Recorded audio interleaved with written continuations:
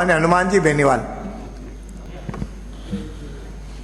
अध्यक्ष महोदय, सबसे पहले तो आप अध्यक्ष पद पर निर्वाचित हुए और सारे सदन ने, सारी पार्टियों ने, हमारे निर्दलीय जितने भी छोटे दल थे, इन सब ने मिलकर जैसे ही आपका नाम अध्यक्ष के लिए घोषित हुआ भारतीय जनता पार्टी की तरफ से, सब ने मन बना लिया था कि देवनानी जी अध्यक्ष बन रहे हैं तो हमें डिस्टर्ब नहीं करना, इनको अध्यक्ष करना, क्योंकि आप सबसे ज़्यादा हमने देखा कि विपक्ष में रहते हुए आपने सबसे ज़्यादा लड़ाई लड़ी। मैं तो आपके साथ रहा हूँ और मैंने तो ये भी देखा है आपको इनका ध्यान ज़्यादा रखने की बजाय हमारा ज़्यादा ध्यान रखना, क्योंकि पिछली बार आपको बोलने नहीं देते थे। इस बात का भी आपको ध्यान में रखना कि पिछली बार जब आप स्टिकर लगाते थे, पर्ची लगाते थे, तो जैसे ही आपका नाम आता तो माइक बंद हो जाता था।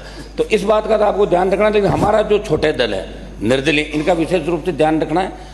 इस विधानसभा के अंदर अध्यक्ष महोदय, मैं लोकसभा के अंदर हमारे कई साथी जो लोकसभा के अंदर थे, विधानसभा का चुनाव लड़े, लोकसभा और विधानसभा के अंदर आने के बाद हमें एक चीज़ बहुत यहाँ खलेगी कि वहाँ लोकसभा 80, 90, 100 दिन तक चलती साल के अंदर, और यहाँ 20 और 25 दिन विधानसभा चलती है। सारे दल यहाँ प्रतिपक्ष नेता का चयन नहीं हुआ, शायद उलझन के अंदर वो मामला जल्दी हो जाए। मैं इनको करता हूँ जल्दी प्रतिपक्ष का नेता बनाएं और हम सब मिलके आप सर्वदलीय बैठक बुलाएं और बैठक बुला के तय करें कि राजस्थान की विधानसभा कम से कम 30, 35, 40 दिन साल के अंदर चले।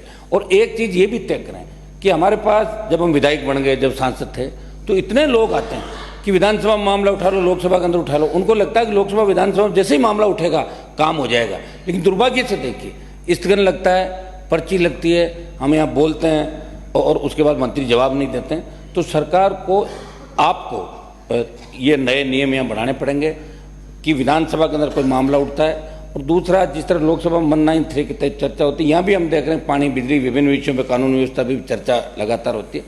चर्चाएं भी समय समय पर हो, हाउस ज़्यादा से ज़्यादा चले, तब लोकतांत्रिक मूल्यों की रखवाली हो सकती है। हमें आपसे बड़ी उम्मीद है कि लगातार 3 से लेकर 23 तक आप लगातार जीतते रहे। और हमें यह भी पता है कि आप के दल के कई लोग ये नहीं चाहते थे कि आप जीत के बार बार आओ, लेकिन फिर भी आप आ जाते थे। आपकी बहुत मेहनत थी वहाँ पे कि आज, और हम तो ये चाह रहे थे कि आप एक दूसरे पद की ओर जा रहे हो, लेकिन चलो यहाँ आके रुक गए। अभी बड़ी बात, विधानसभा अध्यक्ष आप बन गए। मैंने देखा दिल्ली के अंदर बहुत से नेता जो सीएम की बात करते थे, उनको विधानसभा को अध्यक्ष बना दिए देश के अंदर।